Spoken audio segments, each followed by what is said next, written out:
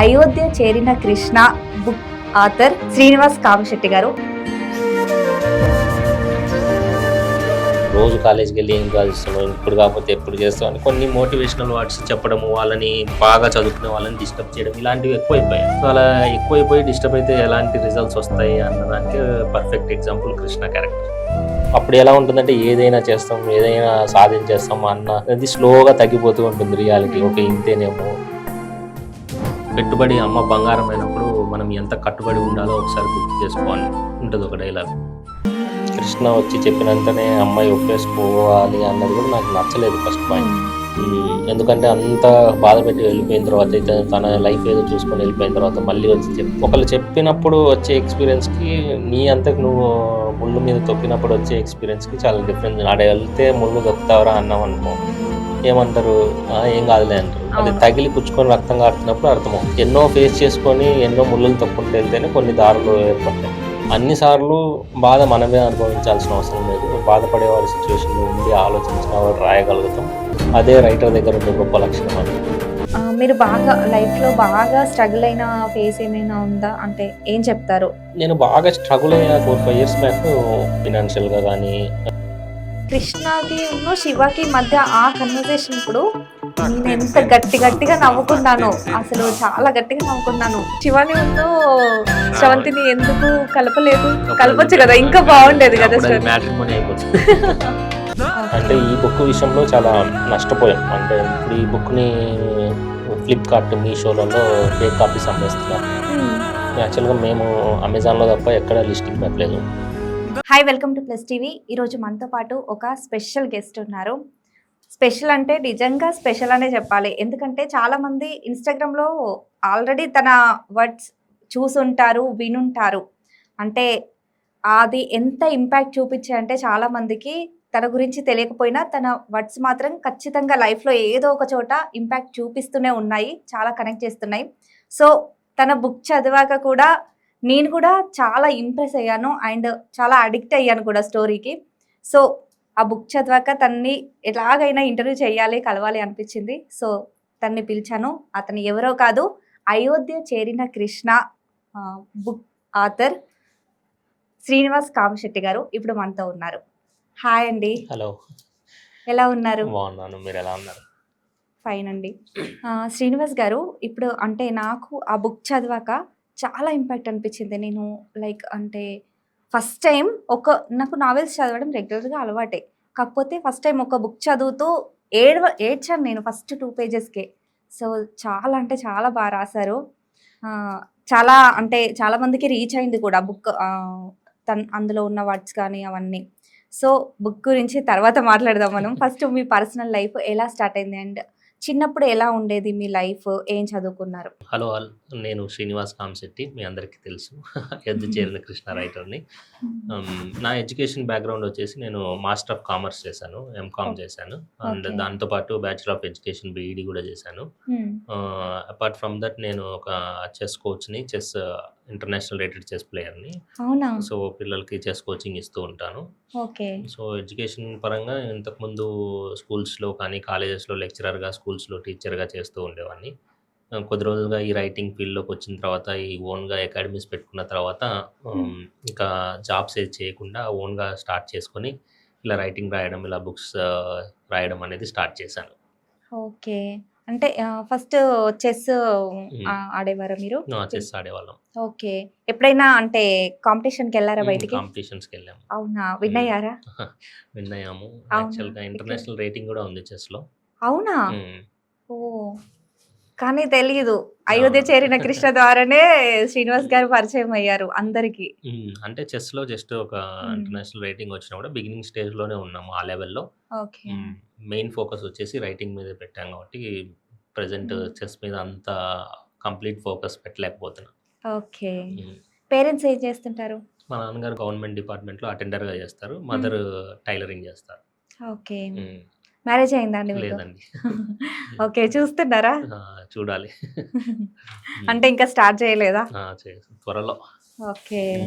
Marriage అవ్వకుండానే అంతే అంటే ఆ బుక్‌ని అంత ఇంపాక్ట్‌గా చాలా రాసారు. థ్యాంక్ యూ అండి. అంటే మీకు ఫస్ట్ అసలు బుక్ రాయాలి అనే ఆలోచన ఎలా వచ్చింది మీకు? అంటే చిన్నప్పటి నుండి అలవాటా? లేకపోతే మధ్యలోనే అనుకున్నారా?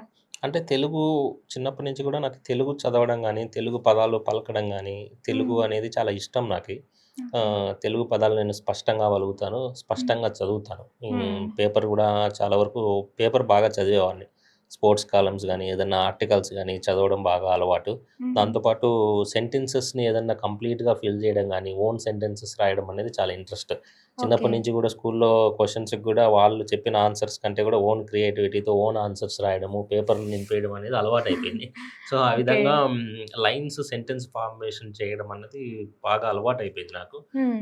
దాని బేస్‌తో ఇన్‌స్టాలో ఒకటి ఎన్ఎస్ఎన్ టాక్స్ అని ఒక పేజ్ క్రియేట్ చేసి జస్ట్ కొటేషన్స్ పెడుతూ ఉండేవాడిని. హ్మ్. మంచి సెంటెన్సెస్‌తో. ఎప్పుడైతే ఆ కొటేషన్స్ బాగా రీచ్ రావడము, జనాలు చదవడము, దాని నుంచి చాలామంది ఇన్‌స్పైర్ అవ్వడం స్టార్ట్ చేశారు. సో, హ్మ్. స్టార్ట్ చేసినప్పుడు మనం ఓన్లీ జస్ట్ ఒక 2 లైన్స్ కొటేషన్స్ మాత్రమే పరిమితం అవ్వకూడదు. ఒక బుక్ రాయాలి. ఒక మంచి కథని తీసుకొని జనాల్లోకి తీసుకెళ్ళాలి హ్మ్. అని అనుకున్నాను చాలా రోజులు. కానీ ఒక్కొక్కసారి నాకు అనిపించింది ఏంటి అంటే, ఈ రోజుల్లో బుక్స్ చదివే వాళ్ళు తగ్గిపోతున్నారు కదా! అని అనిపించింది. బట్ గత కొద్ది సంవత్సరాలుగా ట్రెండ్ మారింది. బుక్స్ అవును. చదివే వాళ్ళు పెరిగిపోయారు.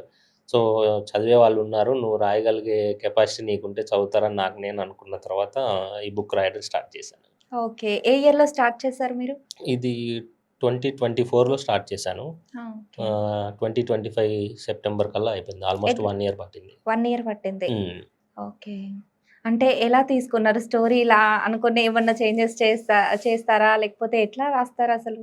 స్టోరీ వచ్చేసి ముందే డిసైడ్ అయ్యాను. అంటే హ్మ్. మెయిన్ పాయింట్ వచ్చేసి జాబ్ వదిలేసి బిజినెస్ స్టార్ట్ చేయాలనుకునే యూత్ గురించి మెయిన్ టాపిక్ అనుకోని స్టోరీ స్టార్ట్ చేశాము. హ్మ్. ఆ స్టోరీ స్టార్ట్ చేసిన దాంట్లో ఓన్లీ ప్లెయిన్‌గా ఒకటే స్టోరీ అంటే జనాలకు కూడా అంత ఇంట్రెస్ట్‌గా ఉండకపోవచ్చని కొన్ని ఫిక్షన్ క్యారెక్టర్స్ పెట్టి ప్రెజెంట్ సినారియోకి ఏ విధంగా అయితే ఉపయోగపడుతుందో, ఏ విధంగా అయితే జనాలకు దగ్గరవుతుందో అని కథని ఆ విధంగా మలుపు తిప్పడం గానీ, ఓకే. ఎవరికైతే ఎక్కడ ఏ క్యారెక్టర్‌కి ఏ లైన్స్ కనెక్ట్ అవుతాయని వాటిని సెట్ చేసుకొని అలా రాస్తూ వెళ్ళిపోవడం జరిగింది. ఓకే. హ్మ్. అంటే ఇప్పుడు ఒక పేజ్ రాస్తారు. అది కాసేపు అయిన తర్వాత ఎందుకో నచ్చదు. అలాంటి సిట్యుయేషన్స్ కూడా ఉంటాయా? అలా చాలా సిట్యుయేషన్స్ ఉంటాయి. అంటే బేసిక్‌గా ఏంటంటే ఇప్పుడు ఒక 10 పేజీలు రాసిన తర్వాత 11 పేజీ రాయాలి అన్నప్పుడు కొన్ని కొన్ని సార్లు గ్యాప్ వస్తుంది. హ్మ్. అక్కడ ఆగిపోతాం. మళ్ళీ 11థ్ పేజ్ రాసిన తర్వాత 10థ్ పేజ్‌కి, 11థ్ పేజ్‌కి 2 కనెక్టివిటీ ఉండాలి. హ్మ్. అవును. ఒక్కోసారి 11థ్ పేజ్ రాసిన తర్వాత 10థ్ పేజ్ సరిగ్గా రాలేదనిపిస్తుంది. అలా ఎన్నో పేజెస్ డిలీట్ చేయడము, ఎన్నో పేజెస్ యాడ్ చేయడము, హ్మ్. కన్సిస్టెన్సీ మిస్ అయినప్పుడు కొన్ని కొన్ని చోట్ల కథ ముందుకెళ్ళక ఒక 2, 3 మంత్స్ ఆగిపోవడం. ఏమీ ఓహ్! అర్థం 2, కాదు. 3 మంత్స్. కొన్ని కొన్ని చోట్ల 2, 3 మంత్స్ పట్టింది. మళ్ళీ కొత్త లైన్ దొరకలేదు. హ్మ్. అక్కడ ఎన్నో పెట్టాం. కానీ అవన్నీ యాప్ట్ అనిపించలేదు. ఏదో ఔట్ ఆఫ్ ద స్టోరీ తీసుకొచ్చినట్టు అని ఎన్నో సార్లు అనిపించినప్పుడు ఆగిపోయాం. హ్మ్. కరెక్ట్ లైన్ దొరికింది. మళ్ళీ ఆ ఫార్మ్ దొరికి అదే కరెక్ట్ లైన్ యాప్ట్ అయింది అని అనుకోవడానికి బాగా టైం పట్టింది. ఓకే. హ్మ్. అంటే మీరు ఓన్‌గానే రాసారా? లేకపోతే ఎవరిదైనా హెల్ప్ తీసుకున్నారా మీరు? లేదు కంప్లీట్‌గా ఓన్‌గా రాసాను. ఓకే. హ్మ్. అంటే ఇది స్టోరీ ఇట్లా ఉంది అని ఎవరికీ కనీసం ఇంట్లో వాళ్ళకి గాని ఎవరితో షేర్ చేసుకోలేదా? స్టోరీ గురించి అంటే ఫస్ట్ మా అమ్మకి చెప్పాను. ఇట్లా హ్మ్. ఒక స్టోరీ అనుకుంటున్నాను.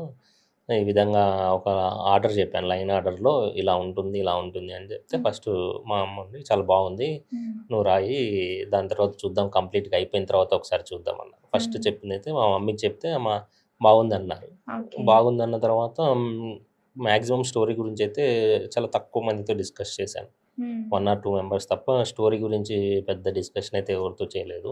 ఓకే. హ్మ్. రాసాక ఫస్ట్ ఎవరు విన్నారు మీ స్టోరీ? ఎవరు చదివారు? ఫస్ట్ మా మమ్మీకే ఇచ్చాను. ఓకే. ఏమన్నారు తను చదివాక? బాగుంది. చాలా బాగుంది అని జెప్పారు. హ్మ్. చదివిన తర్వాత ఎక్కడన్నా మిస్టేక్స్ ఉన్నా గూడా ఏదన్నా ఉన్నా ఆవిడ ఇక్కడ అది బాలేదు, ఇది బాలేదని కొన్ని సజెషన్స్ ఇవ్వడం గానీ, స్టోరీ రాసేటప్పుడు గూడా హ్మ్. ఇక్కడ ఇది బాలేదేమో ఇంకొంచెం బెటర్‌గా రాయొచ్చేమో అని హ్మ్. ఎక్కువ శాతం డిస్కషన్స్ మా మదర్‌తో జరిగేవి. ఇంకా బయటి మిగతా వాళ్ళందరికీ మాత్రం అంతా స్టోరీ అయిపోయి ఇంకా ఎండింగ్‌లో ఇంక ప్రింటింగ్‌కెళ్ళే ముందరే చాలా మందికి చెప్పాను. ఓకే. ఇన్‌బిల్ట్ స్టోరీ ఉన్నప్పుడు మాత్రం ఎక్కువగా డిస్కషన్ చేసింది మా మమ్మీతోటే డిస్కషన్ చేశాను. ఓకే. మీ హ్మ్. ఫాదర్‌తో? మా ఫాదర్‌తో డిస్కషన్ చేయలేదు. యాక్చువల్‌గా హ్మ్. ఫస్ట్‌లో ఆయనకు అంత పెద్ద ఇష్టం లేదు నేను ఇట్లా ఆఫ్ ద ఫీల్డ్ రావడం. ఓకే. హ్మ్. అంటే స్టోరీ అంటే చదివారా మీ నాన్నగారు? ఇప్పుడు బాగా సంతోషంగా ఉన్నారు. బుక్ బాగా రీచ్ అయ్యి బాగా ఓకే. చేరుకున్న తర్వాత. ఆ! ఓకే. అంటే మీరు 'అయోధ్య చేరిన కృష్ణ' అని టైటిల్ పెట్టారు కదా! సో, అది ఫస్ట్ ఏమన్నా టైటిల్స్ అనుకోని చేంజ్ చేసారా? అదే అనుకున్నారా? ఎలా? అంటే అదే ఎందుకు పెట్టారు? అంటే బుక్ రాయకముందే స్టోరీ టైటిల్ అనుకున్నాను. అవునా?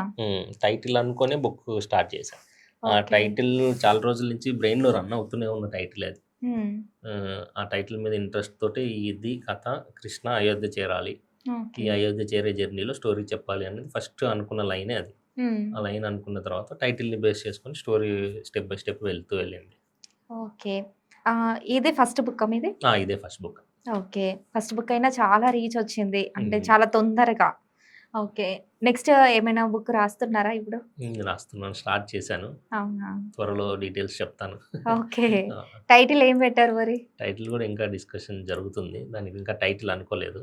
అవునా? ఈసారి ఫస్ట్ అదేంటి ఫస్ట్ బుక్‌కి ఫస్టే టైటిల్ అనుకోని మొదలుపెట్టారు గదా! అంటే 2 ఒకే ప్యాటర్న్‌లో వెళ్ళలేం గదా! ఈసారి ఫస్ట్ స్టోరీ అనుకోని తర్వాత టైటిల్ అనుకుందాం అనుకుంటున్నా. ఒకవేళ స్టోరీ అంతా అయిపోయిన తర్వాత టైటిల్ దొరకకపోతే ఏం చేస్తారు? లేదు అలా ఏముండదు. స్టోరీ రాస్తూ వెళ్తే ఆటోమేటికల్‌గా టైటిల్ వచ్చేస్తుంది. ఓకే. కొన్ని టైటిల్స్ ఉన్నాయి. బట్ ఏంటి అంటే అప్పుడే టైటిల్స్ రివీల్ చేయకూడదు అని అనుకుంటున్నాం. హ్మ్. హ్మ్. ఆ! నెక్స్ట్ అంటే ఏం బుక్ రాస్తున్నారు? ఏ టైపు? లవ్ స్టోరీయా? లేకపోతే మళ్ళీ ఏదన్నా కష్టం నుండి బయటకొచ్చే ఈ కృష్ణ స్టోరీ లాగానేనా? ఈ స్టోరీకి నెక్స్ట్ వచ్చే స్టోరీకి అసలు ఎలాంటి సంబంధం ఉండదు. ఓకే. అసలు చాలా అదొక డిఫరెంట్ స్టోరీ. Different style. చాలా పెద్ద కాన్సెప్ట్ అది. ఇది అవునా? 'అయోధ్య చేరిన కృష్ణ' అనేది ఒకసారి ఆ బుక్ వచ్చిన తర్వాత అది చాలా పెద్ద కాన్సెప్ట్. వైడ్ రేంజ్ ఉన్న కాన్సెప్ట్ అది. ఓహ్! హ్మ్. ఎప్పుడు రాబోతుందా బుక్? ఎన్ని 20, పేజెస్ అయ్యాయి? 2027లో రాబోతుంది. 2027 హ్మ్. ఆల్‌మోస్ట్ 1 ఇయర్ ఇంకా మళ్ళీ. 1 ఇయర్ ఇంకా 1 ½ ఇయర్ పడుతుంది. ఓకే. హ్మ్. ఆహ్, నెక్స్ట్ అంటే అది కాకుండా ఇంకేమైనా బుక్స్ కూడా రాస్తున్నారా? ఆ స్టోరీ లేదు. కాకుండా? అదొక్కటే రాస్తున్నాను. ఓకే. హ్మ్. ఈ బుక్‌లో అంటే 'అయోధ్య చేరిన కృష్ణ' బుక్‌లో మీరు మీ పర్సనల్ లైఫ్‌ని ఏమన్నా యాడ్ చేసారా? కొన్ని సిట్యుయేషన్స్ గాని, కొన్ని సిట్యుయేషన్స్ నేను ఫేస్ చేసినవి, ఇప్పుడు మా ఓకే. ఓన్ అకాడమీ స్టార్ట్ చేసినప్పుడు మేము హ్మ్. కొన్ని ప్రాబ్లమ్స్ ఫేస్ చేసినవి అన్నిటిని బేస్ చేసుకొని, ఇక్కడున్న ప్రాబ్లమ్స్, అక్కడున్న ప్రాబ్లమ్స్ వేరే అయినా గూడా సిట్యుయేషన్స్ కొన్నిసార్లు మ్యాచ్ అవుతాయి. హ్మ్. కొన్నిటిల్లో అయితే రియల్ లైఫ్ సిట్యుయేషన్స్ నేను ఫేస్ చేసినవి దాంట్లో ఇంక్లూడ్ చేసినవయితే ఉన్నాయి. అంటే మీరు బిజినెస్ సైడ్ వెళ్లారు కాబట్టి, సో, హ్మ్. ఇందులో బిజినెస్ స్టార్ట్ చేస్తే ఎలా ఉంటది ఎలా అని చెప్పేసి. ఉంటుంది. ఫస్ట్ మీరు బిజినెస్ స్టార్ట్ చేయకముందు జాబ్ చేసేవాళ్ళా? జాబ్ చేసేవాడిని. ఓకే. హ్మ్. అంటే కృష్ణ గూడా ఫస్ట్ జాబ్ చేసి తర్వాత బిజినెస్ స్టార్ట్ చేశారు కాబట్టి కృష్ణ అంటే ఒక కంప్లీట్ ఐటీ ఫీల్డ్. ఐటీలో జాబ్ చేసేవాడు. ఓకే. నేను అట్లా కాదు. అదేదో పిల్లి ఇల్లులు మార్చినట్టు 6 నెలలకొక జాబు, 6 నెలలకొక జాబ్ అట్లా దగ్గర దగ్గర ఒక 10, 15 రకాల జాబులు చేసింటాను. అవునా? ఆ! ఏమేం జాబ్స్ చేశారు మీరు? స్కూల్స్‌లో స్కూల్స్‌లో టీచర్‌గా, చెస్ కోచ్‌గా, లెక్చరర్‌గా, హ్మ్. అకౌంటెంట్‌గా, అడ్మినిస్ట్రేటర్‌గా. ఓకే. ఇట్లా ఒక ఒక 10 types of different different jobs చేశా. ఎక్కడ ఒకే చోట ఉండకుండా ఆఫీసెస్‌లో. ఆ! హ్మ్. చాలా ఓకే. చేశాను. అంటే ఫస్ట్ మీ గోల్ నేను ఇది చెయ్యాలి అని అనుకోలేదా ఎప్పుడు చదువుకునే రోజులలో? ఎప్పుడు అదే చెప్తున్నాను గదా! ఫోర్త్ క్లాస్‌లో సైంటిస్ట్ అవ్వాలనుకుంటాం. సిక్స్త్ క్లాస్‌లో డాక్టర్ అవ్వాలనుకుంటాం. ఎయిత్ క్లాస్‌కొచ్చేసరికి పోలీస్ అని అట్లా ఎప్పటికప్పుడు మారుతూ పోతూ వచ్చింది. హ్మ్. ఏది ఒక పర్టిక్యులర్‌గా అనుకోని ఇదే అని అనుకోనైతే ఏది చేయలేదు. ఓకే. సో, అలా ఒక ఫ్లోలో వెళ్తూ ఉంటే మలుపు ఇక్కడొచ్చింది. ఓకే. హ్మ్.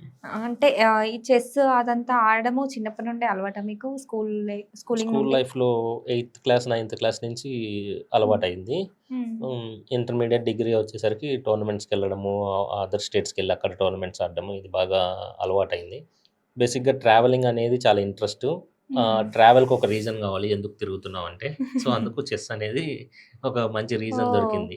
ఓకే. అంటే స్కూల్‌లో నేర్పించేవారా? ఎలా నేర్చుకున్నారు మీరు? నేను స్కూల్‌లో నేర్చుకోలేదు. హ్మ్.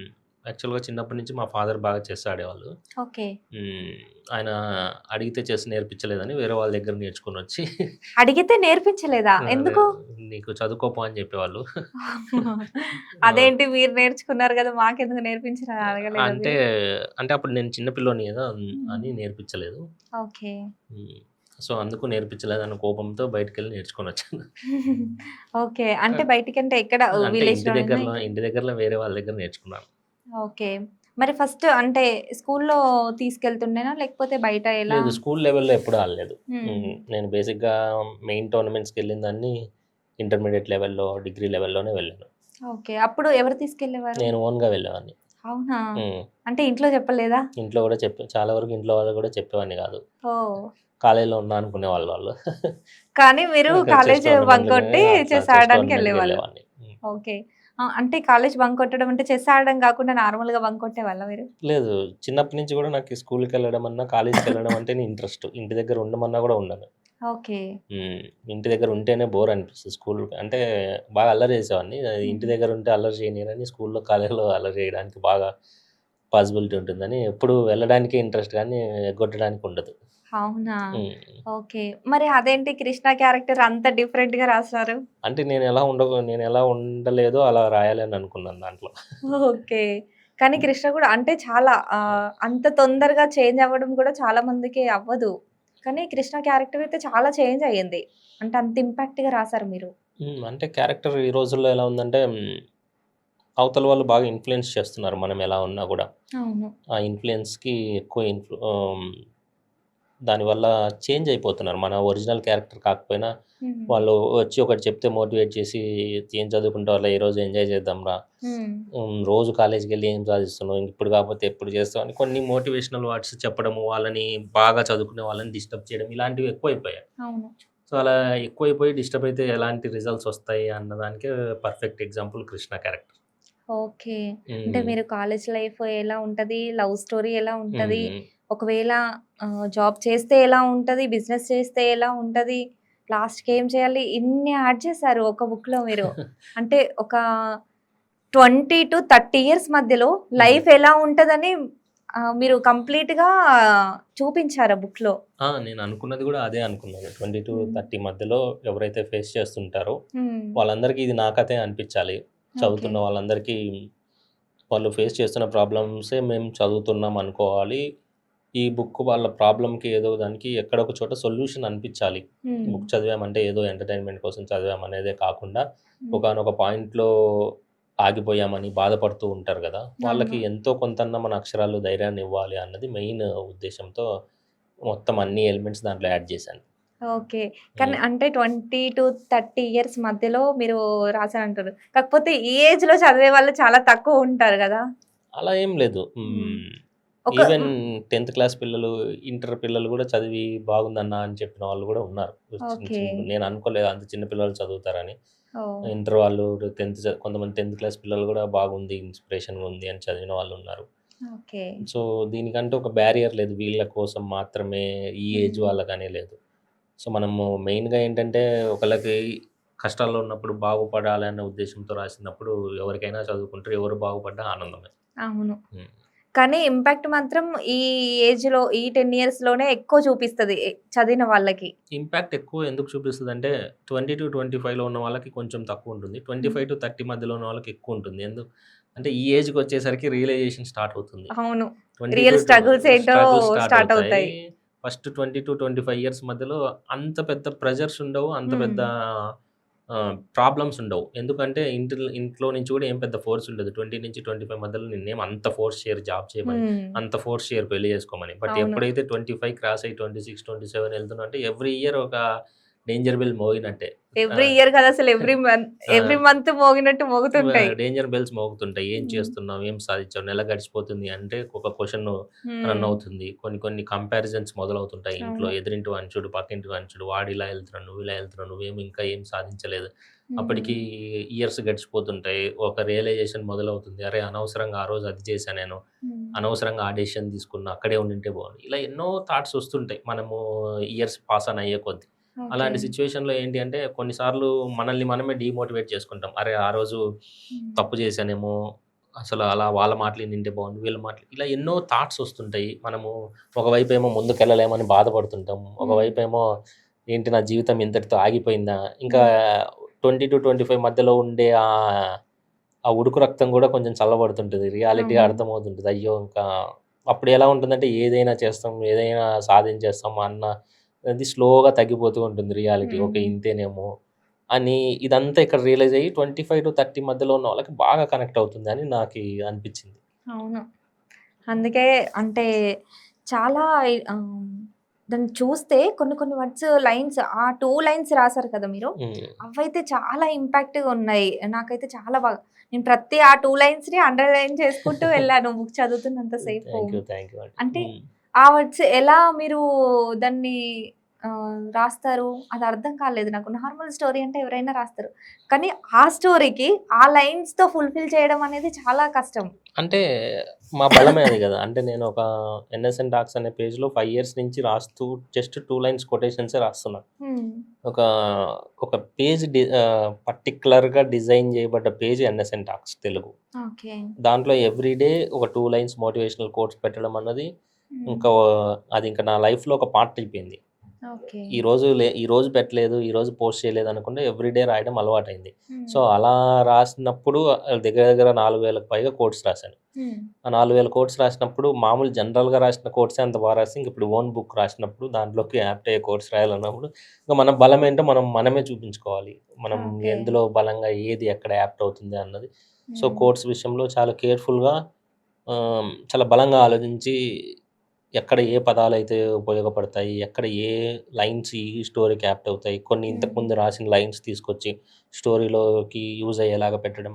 ఇవన్నీ హ్మ్. అనలైజ్ చేసి బాగా రాసినందుకు అవి బాగా ఎగ్జాక్ట్‌గా రీడర్స్‌కి బాగా తగులుతున్నాయి అవి. ఓకే. అంటే ఆ లైన్స్ ఆ స్టోరీకి అంటే చూసి రాస్తారా మీరు? లేకపోతే ఈ స్టోరీకి ఈ లైన్స్ సెట్ అవుతాయని రాస్తారా? లైన్స్ అనుకోని స్టోరీ రాస్తారా? అంటే ఇది ఎలా ఉందంటే కొన్ని లైన్స్ స్టోరీకి యాప్ట్ అయ్యే లైన్స్ బయట నుంచి అంటే ఆల్రెడీ రాసిన లైన్స్ స్టోరీలో పెట్టాము. హ్మ్. మెజారిటీ ఆఫ్ ద లైన్స్ ఏంటి అంటే రాసుకుంటూ వెళ్తే ఎక్కువ లైన్స్ వస్తాయి ఇంకా. ఓకే. హ్మ్. అంటే ఇప్పుడు ఫుల్ ఫ్లెడ్జ్డ్‌గా స్క్రిప్ట్ రాసేసి ఇక్కడ ఇది రావాలి, ఇక్కడ ఇది రావాలని ఏముండదు. హ్మ్. ఇప్పుడు ఒక 20 పేజెస్ రాస్తే 20-30 పేజెస్ స్టోరీ ఈరోజు నాకు తెలియదు. హ్మ్. మళ్ళీ రేపు పొద్దున కూర్చుంటే ఆటోమేటిక్‌గా అప్పుడు రాసుకుంటూ వెళ్ళిపోవడమే తప్ప, మొత్తం ఇక్కడ ఇది జరగాలి, ఇక్కడ ఈ ట్విస్ట్ రావాలి, హ్మ్. ఇక్కడ ఇలా జరగాలి, ఆ డైలాగ్ ఇక్కడ రావాలి అదేమి ఉండదు.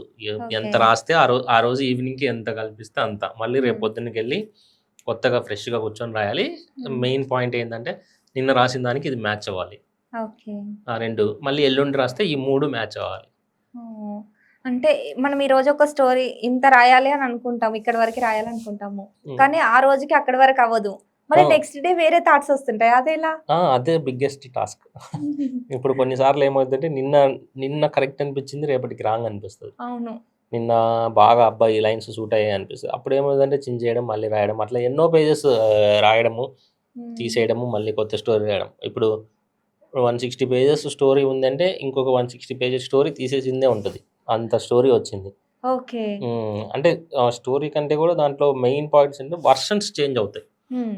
ఇప్పుడు అన్నిటికంటే ఎక్కువ సార్లు డిలీట్ చేసి, ఎక్కువ సార్లు స్ట్రగుల్ అయ్యి రాసిందేంటంటే, లాస్ట్‌లో హీరో వాళ్ళ ఫాదర్ వచ్చి హీరోకి చెప్తాడు. హ్మ్. మొత్తం బిజినెస్ కొలాప్స్ అయినప్పుడు మోటివేషనల్‌గా చెప్తాడు. హ్మ్. దానికి సంబంధించింది ఒకసారి 30 పేజెస్ వచ్చింది.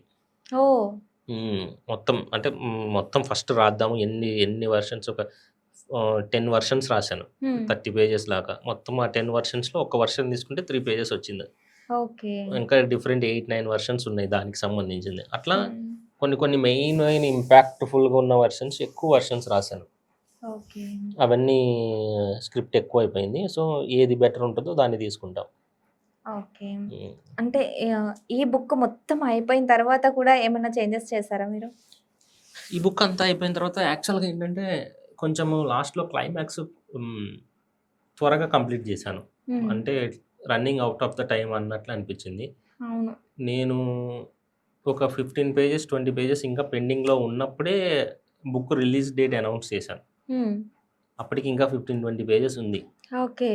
నేను అయిపోతుందిలే అనుకోని ముందే అనౌన్స్ చేశాను. బట్ ఏంటంటే కొన్ని రీజన్స్ వల్ల కొద్ది రోజులు నేను రాయలేకపోయాను. బుక్ హ్మ్. రిలీజ్ అయ్యే ముందు కొద్ది రీజన్స్ వల్ల. హ్మ్. సో, క్లైమాక్స్‌లో ఇంకొంచెం పెంచుండొచ్చు. మేబీ ఒక 5-10 పేజెస్ క్లైమాక్స్‌లో పెంచుండొచ్చు. బట్ దాన్ని తగ్గించాల్సొచ్చింది క్లైమాక్స్ వెర్షన్ ఒక్కటి.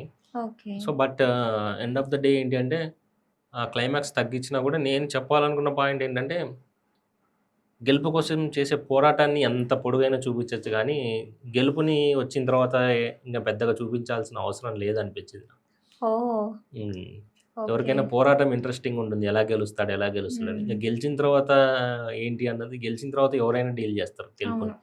బట్ గెలిచే వరకు ఎన్ని స్టెప్స్ పడ్డాడు అన్నదానికి వన్స్ ఆ గెలుపొచ్చిన తర్వాత దాన్ని ఇంకా పెద్దగా హ్మ్. ట్రాక్ చేసినా కూడా అంత అనిపించదేమో అనిపించింది. సో, ఆడి వరకు ఎండ్ చేయడమే షార్ట్ అండ్ స్వీట్‌గా ఉంది అని ఓకే. లాస్ట్‌కి ఒక సాటిస్ఫాక్షన్ వచ్చింది.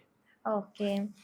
అంటే ఇప్పుడు బుక్ కొన్ని అనుకుంటాము, రాస్తాము. రాసిన తర్వాత ఒక్కొక్క టైంలా అసలు బుక్కే రాయాలి అని అనిపించదు. అలాంటి సిట్యుయేషన్స్ ఏమైనా ఫేస్ చేసారా? స్ట్రగుల్స్ బుక్ రాసే టైంలో? ఆహా! అలా ఎప్పుడు అనిపించలేదు. ఓకే. 100కి 100% ఈ బుక్ రాయాలి. ఈ బుక్ కంప్లీట్ చేయాలి. హ్మ్. ఈ బుక్కుని జనాల్లోకి తీసుకెళ్ళాలన్నది చాలా బలంగా ఉంది. ఓకే. అంటే హ్మ్. హైయెస్ట్ గ్యాప్ అంటే ఎన్ని మంత్స్ వచ్చింది? ఎన్ని రోజులు ఒక వచ్చిందనుకోవచ్చు? 3 మంత్స్ వచ్చింది. 3 మంత్స్ ఓకే. ఎలా వచ్చింది అంటే, బుక్ రాస్తున్న పీరియడ్‌లో సమ్మర్ క్యాంప్ వచ్చింది. అంటే ఎగ్జాక్ట్‌గా ఇప్పుడు ఇది ఏప్రిల్ మంత్ గదా! హ్మ్. ఏప్రిల్ మంత్‌లో మాకి పిల్లలకి సమ్మర్ క్యాంప్ అవును. ఉంటుంది. అప్పుడు అప్పటి వరకు అకాడమీ ఎలా ఉండేదంటే ఈవినింగ్ 6-9 మాత్రమే అకాడమీ రన్ అవుతుంది హ్మ్. రెగ్యులర్ టైమ్‌లో. సమ్మర్ క్యాంప్‌లో మార్నింగ్ 8 నుంచి ఆల్మోస్ట్ నైట్ 10 వరకు ఉంటుంది. హ్మ్. ఇంకా 3 మంత్స్ అసలు బుక్‌ని ముట్టుకొని కూడా ముట్టుకోలేదు. మొత్తం కంప్లీట్‌గా పక్కన పెట్టేసాను. ఓకే. మళ్ళీ ఆ సమ్మర్ క్యాంప్ అయిపోయిన తర్వాత మళ్ళీ జూన్‌లో స్టార్ట్ చేశాను. ఒక 3 మంత్స్ కంప్లీట్‌గా అసలు టచ్ చేయలేదు. హ్మ్. లేకపోయింటే ఇంకా ముందే వచ్చేది. ఓకే. హ్మ్. అంటే అంత గ్యాప్ వచ్చిన తర్వాత గూడా మీకు స్ట్రగుల్ అనిపియలేదా? మళ్ళీ ఎట్లా స్టార్ట్ చేయాలి? ఏంటి అని? అంటే బ్రెయిన్‌లో థాట్స్ రన్ అవుతూనే ఉండేవి. హ్మ్. రాసిన స్టోరీని మళ్ళీ చదువుతూ ఉండేవాడిని. అప్పటి వరకు రాసిన స్టోరీని బోర్ ఎప్పటికప్పుడు కొట్టలేదా? అంటే ఏదైనా మనం స్టోరీ చదువుతుంటే ఒక్కసారే చదువుతాము, 2 సార్లు చదువుతాము. బాగా నచ్చితే ఒక 3, 4 టైమ్స్ అనుకోండి. కానీ రెగ్యులర్‌గా చదువుతుంటే అబ్బా! ఇది ఇట్లా ఉండకపోతే బావుండేది అని అనిపించలేదా? అహా! బుక్ గురించైతే ఇప్పటికి నా బుక్‌ని నేను ఒక కొన్ని వందల సార్లు చదివింటాను. అంటే హ్మ్. స్టార్టింగ్ దగ్గర నుంచి ఈ రోజు వరకు. ఓకే. స్టిల్ మళ్ళీ చదివినా నాకెందుకో చదవాలనిపిస్తూ ఉంటుంది. అంటే హ్మ్. కొన్ని కొన్ని ఇక్కడ ఇంకొంచెం బెటర్‌గా రాసుంటే బావుండేమో. హ్మ్. కొన్ని పదాల ఫినిషింగ్ చేసిన దగ్గర ఇంకొంచెం బెటర్‌గా రాసుంటే బాగుండు.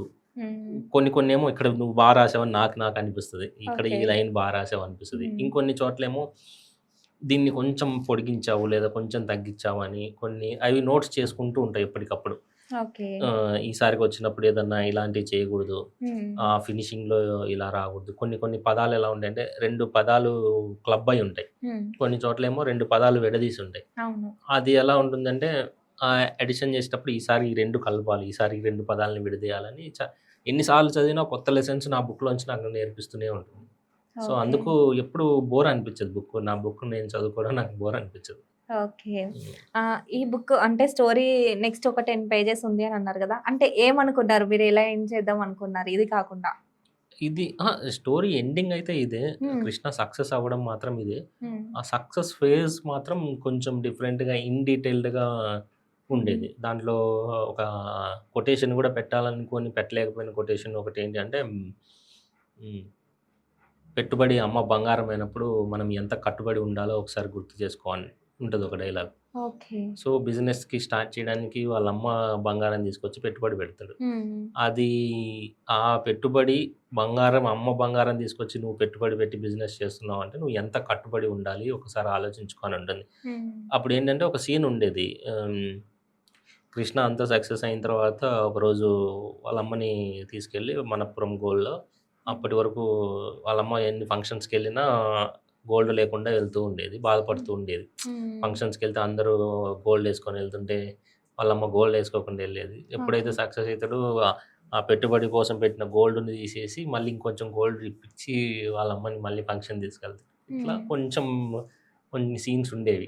ఓకే. మరెందుకు యాడ్ చేయలేదు? చెప్పాను కదా! రన్నింగ్ ఔట్ ఆఫ్ అంటే టైమ్ అని. ఇవి కూడా అంటే సక్సెస్ అయ్యారు. ఓకే. సక్సెస్ అయిన తర్వాత కూడా ఫ్యామిలీకి ఏంటి అని యాడ్ చేయొచ్చు కదా! యాడ్ చేయొచ్చు అనిపించింది. కొన్ని కొన్ని సార్లు ఏమనిపించిందంటే మేబీ పార్ట్ 2లో ఏమన్నా పెట్టచ్చేమో అనిపించింది. అంటే 'అయోధ్య చేరిన కృష్ణ'కే పార్ట్ 2 కూడా ర అంటే అనుకుంటున్నారా? 99% అనుకోలేదు. ఒకవేళ ఉంటే బాగుండు అని అనిపించింది. హ్మ్. ఒకవేళ పార్ట్ 2 అయితే ఇప్పటివరకు క్లారిటీ లేదు నాకే. అంత ఓకే. పెద్దగా. మిగతా స్టోరీసే ఇంకా ఇప్పటివరకు అది బాగుంది. ఇంకా దాన్ని అలా ఉంచడమే మంచిదనిపిస్తుంది. హ్మ్. ఓకే. మీరు బాగా లైఫ్‌లో బాగా స్ట్రగుల్ అయిన ఫేస్ ఏమైనా ఉందా? అంటే ఏం చెప్తారు? ఇప్పుడు నేను ఈ ఇలాంటి సిట్యుయేషన్స్ నాకు రాకూడదు. ఇప్పుడు బాగా స్ట్రగుల్ అయ్యాను అలాంటి సిచ్యువేషన్స్ రాకూడదని ఏమైనా ఉందా? నేను బాగా స్ట్రగుల్ అయ్యా కానీ అలాంటి సిచ్యువేషన్స్ రాకూడదని అయితే నేను ఎప్పుడు కోరుకోను. హ్మ్. 4, 5 ఇయర్స్ బ్యాక్ ఊర్లో సొంత ఇల్లు కట్టించుకున్నాము. హ్మ్. ఆ ఇల్లు కట్టించుకున్నప్పుడు ఫినాన్షియల్‌గా గానీ దానికి సంబంధించిన ఏదన్నా ఏ బ్యాక్‌గ్రౌండ్ లేకుండా మేమెక్కడో ఊరు నుంచి వచ్చి కర్నూలుకొచ్చాము నేను, మా అమ్మ, మా హ్మ్. నాన్న. అలా వచ్చినప్పుడు ఆ సొంత ఊర్లో కాకుండా ఒక సిటీకొచ్చి సొంత ఇల్లు కట్టుకోవడము, మా నాన్న చిన్న గవర్నమెంట్ ఎంప్లాయ్ అయినా, హ్మ్. మా అమ్మ, నాన్న ఎంతో కొంత డబ్బులు దాచిపెట్టి ఎన్నో రోజులుగా దాచిపెట్టుకొని కొన్ని అప్పులు చేసుకొని హ్మ్. సొంత ఇల్లు ఉండాలని కట్టించుకుంటున్నప్పుడు కొన్ని కొన్ని ఫేస్ చేశాం. ఓకే. హ్మ్. అలా ఏంటంటే ఇల్లు అనేది ఎలా ఉంటదంటే కట్టించడానికి ఒక 30,00,000 అంచనా యేసుకుంటే అది 40,00,000 అయితది. అవును. ఆ పర్టిక్యులర్ డేట్‌కొచ్చేసరికి డబ్బులుండవు. హ్మ్. ఆ పర్టిక్యులర్ ఫేస్‌లో బాగా స్ట్రగుల్స్ ఫేస్ చేశాం. ఓకే. కొన్ని కొన్ని సార్లు అసలు ఎందుకు ఇంత రిస్క్ తీసుకున్నాం? హ్మ్. ఉండింటే ఆ రెంటెడ్ హౌస్‌లోనే ఉండింటేనే బావుండు గదా! రిస్క్ తీసుకున్నామేమో హ్మ్. అనుకున్నట్టు కట్టించలేకపోయాము. ఇంత పెద్దది పెట్టుకున్నామని కొన్ని హ్మ్. సార్లు అనిపిచ్చింది.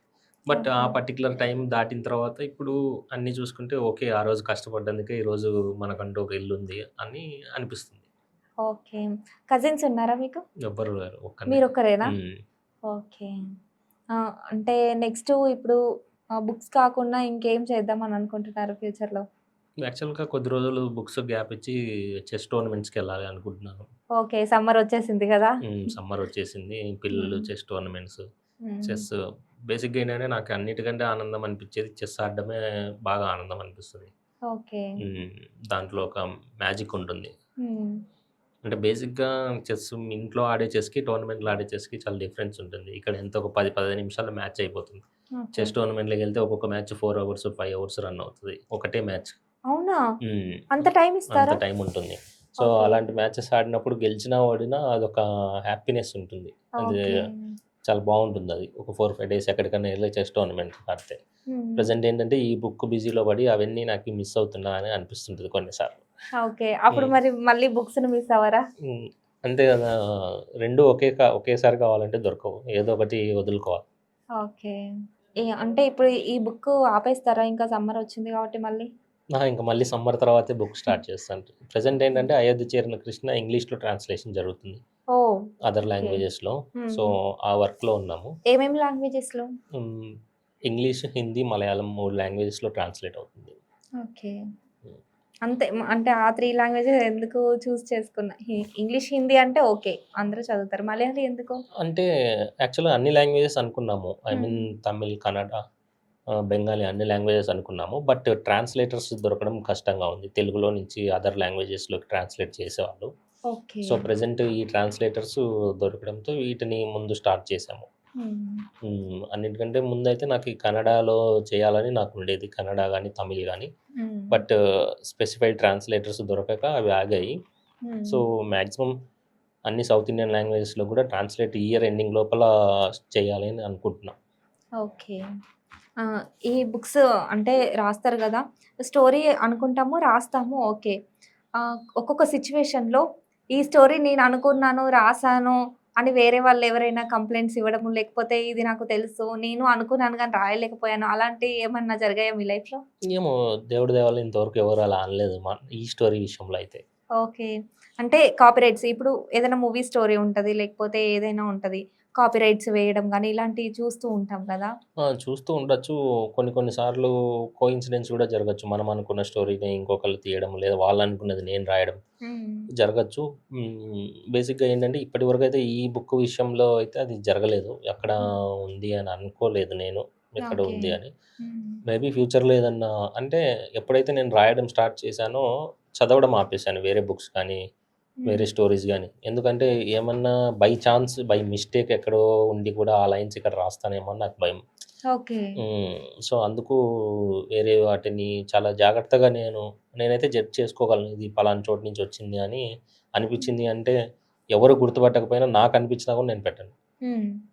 ఓకే. హ్మ్. అంటే అంతకుముందు బుక్స్ చదివేవారా మీరు రెగ్యులర్‌గా? అంతకుముందు రెగ్యులర్‌గా చదివేవాడిని. ఓకే. బేస్ మీకు బాగా నచ్చిన బుక్ ఏంటి? మీరు రాసిన బుక్ కాకుండా? నేను నాకు పర్సనల్‌గా నచ్చిన బుక్ 'మహాభారతం.' ఓకే. నేను ఎక్కువగా చదివే బుక్సు ఇండియన్ మిలిటరీకి సంబంధించినవి, రా ఏజెంట్స్ సంబంధించినవి ఇలాంటి బుక్స్ ఎక్కువ చదువుతుంటాను. మిలిటరీకి హ్మ్. హ్మ్. మిలిటరీ వాళ్ళు రా ఏజెంట్స్ అక్కడికి వెళ్ళడం కానీ ఇండియన్ మిలిటరీలో ఫేస్ చేసినవి వీటి గురించి నాకు ఎక్కువ ఇంట్రెస్ట్ ఎక్కువ. ఎందుకలా? ఏమో చిన్నప్పటి నుంచి అదొక ఫీలింగ్ ఉండిపోయింది నాకు. ఓకే. చిన్నప్పటి నుండి. అంటే ఎందుకు మీరు వెళ్ళాలనుకోలేదా మరి? అనుకున్నాను కానీ మనం ఆహ్, ఆ పారామీటర్స్‌కి రీచ్ అయ్యే లెవెల్‌లో లేమని చాలా సార్లు అనిపించింది. ఓకే. సో, అట్‌లీస్ట్ వెళ్ళలేకపోయినా వాళ్ళ స్టోరీస్ తెలుసుకోవడం, హ్మ్. వాళ్ళ గురించి ఒక లెవెల్‌లో చిన్నప్పుడు ప్రతి ఒక్కళ్ళకి బాగా ఉంటుంది దేశభక్తి గురించి, అవును. బట్ ఒక లెవెల్‌కొచ్చిన తర్వాత కొంతమందికి తగ్గుతది, కొంతమందికి పెరుగుతుంది. హ్మ్. అందరిలో ఉంటుంది. బట్ ఏంటంటే పర్టిక్యులర్‌గా దాని మీద ఇంట్రెస్ట్ చూపించి వాటి గురించి తెలుసుకోవడము, వాటి గురించి వెళ్ళడం హ్మ్. అనేది కొంతమందికి తగ్గుతుంది. బట్ నాకైతే ఎప్పటికప్పుడు ఏ స్టోరీస్ అయినా కొత్త స్టోరీస్ చదువుతూ ఉంటే వాటి మీద ఎక్కువ అదే చదువుతూ ఉంటాను. ఓకే. హ్మ్. ఎన్ని బుక్స్ చదివారు ఇప్పటివరకు మీరు? తక్కువే ఉంటాయి. మొత్తం కలిపినా కూడా ఒక 40, 50 బుక్స్ చదివింటానంతే. ఓకే. 40, 50 బుక్స్ చదివారు. హ్మ్. గ్రేట్. ఓకే. ఇప్పుడు అంటే బుక్స్ అన్నీ చదువుతాం కదా! ఎక్కడ మనకి ఏదన్నా స్టోరీ విన్నప్పుడు గానీ, చూసినప్పుడు గానీ, ఇది సినిమాలో ఉంది కదా! మీరు సినిమాలు చూస్తుంటారా ఎక్కువ? చూస్తాను బానే. హ్మ్. ఓకే. బుక్స్ చదివినప్పుడు సినిమాలకి, బుక్స్‌కి ఏదన్నా డిఫరెన్స్ అనిపిస్తదా మీకు? బుక్స్‌కి, సినిమాలకి డిఫరెన్స్ ఏంటి అంటే, ఇప్పుడు అక్కడ స్క్రీన్ ప్లే వస్తుంది హ్మ్. మెయిన్‌గా. ఇక్కడికొచ్చేసరికి స్టోరీ మెయిన్‌గా ఉంటుంది. ఓకే. హ్మ్. అంటే మనకి ఏది బాగా ఇంపాక్ట్ చూపిస్తది? బుక్ చదివితేనా? సినిమా చూస్తేనా? అంటే మీకేది అనిపిస్తది? హ్మ్. నాకీ బుక్ చదివితేనే ఎక్కువ ఇంపాక్ట్ అనిపిస్తది. బట్ అందరూ రైటర్స్ ఆ ఇంపాక్ట్‌ని క్రియేట్ చేయగలగాలి. అది ఓకే. దాంట్లో మెయిన్‌గా ఉంటుంది. ఓకే. ఇప్పుడేంటి అంటే ఒక ఒక సీన్‌లో అనూష ఏడుస్తూ ఉంటుంది. హ్మ్.